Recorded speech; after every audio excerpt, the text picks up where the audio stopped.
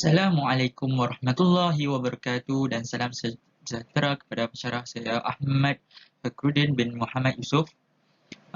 Nama saya Muhammad Zulfadli Haikal bin Muhammad Zubir dengan nombor matrik 01 DKM 19 F1071 dari kelas DKM 5B.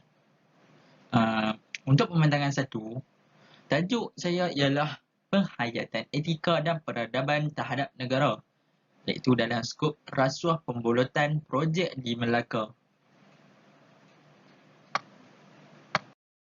Untuk bahagian yang pertama iaitu bahagian pengenalan. Kekayaan dan kemewahan hidup adalah alat penghiasan kepada nafsu manusia. Tersalah langkah, manusia akan menjadi hamba harta dan nafsu, bukannya hamba kepada Allah SWT.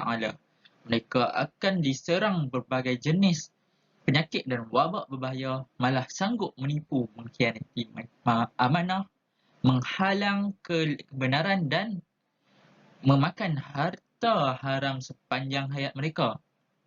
Untuk penerangan, rasuah ialah suatu gejala sosial yang diwarisi hampir dalam setiap masyarakat sejak daripada mula peradaban. Ia merupakan suatu amalan yang universal tanpa batas sepadan negara, bangsa, kaum atau adat. Rasuah juga dipanggil dengan nama-nama yang lain seperti duit kopi, wang ekstra, duit hun dan lain-lain lagi. Untuk bahagian isu iaitu bahagian yang ketiga, saya ingin menerangkan tentang Suruhanjaya Pencegahan Rasuah Malaysia SPRM beri jaminan akan menyiasat isu penipuan dan pembolotan projek termasuk royalti pasir yang timbul sewaktu kemelut politik Melaka semakin genting. SPRM memandang serius dakwaan bekas ahli Dewan Undangan Negeri Adun Sungai Udang Datuk Seri Idris Harun kononnya berlaku pembolotan projek ekonomi dan penipuan terhadap kerajaan persekutuan berkaitan royalti pasir di Melaka. Untuk bahagian uraian isu rasuah daripada segi pembolotan projek dalam pihak kerajaan juga menjadi satu isu yang besar.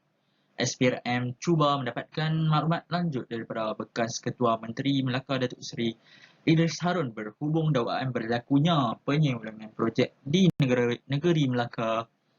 Menurut SPRM, mana-mana pihak yang memiliki maklumat atau bukti telah laku rasuah dan penyelewengan berhubung isu berkenaan diminta tampil untuk memberi kerjasama kepada SPRM.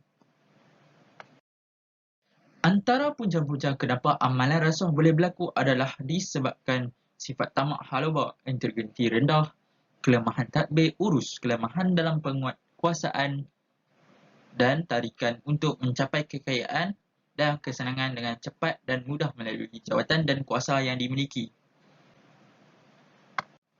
Wabak ini amat sukar dibendung kerana ia terselindung dan dibayangi oleh tangan-tangan yang licik, kadangkala berstatus tinggi, bertopengkan pangkat dan rupa, tetapi berhati kotor dan jahat.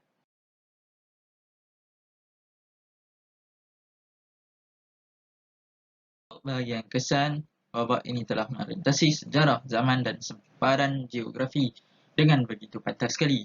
Tidak kira bila dan di mana, ia tetap dikenali sebagai simbol pengkhianatan kepribadian yang buruk dan hina kerana rela menggadai maruah agama, bangsa, negara serta umat demi wang ringgit dan kepuasan diri yang tidak bertepi. Kerana rasuah tergadai maruah dan agama. Yang kedua, masyarakat akan hilang hormat dan akan hilang kepercayaan kepada individu atau institusi yang terlibat dengan rasuah. Untuk kesan yang ketiga, sistem pentadbiran negara tidak akan berfungsi dengan sepatutnya kerana wujud saluran-saluran yang lain yang boleh mengubah sistem itu. Kesan yang terakhir adalah dari segi hukuman, orang yang bersalah kerana melanggar undang-undang tetapi tidak memiliki kekayaan seolah-olah menjadi kebal kerana boleh menggunakan kuasa wang untuk melepaskan dirinya dan dari dikenakan hukuman. Bahagian kesimpulan atau dikenali dengan refleksi.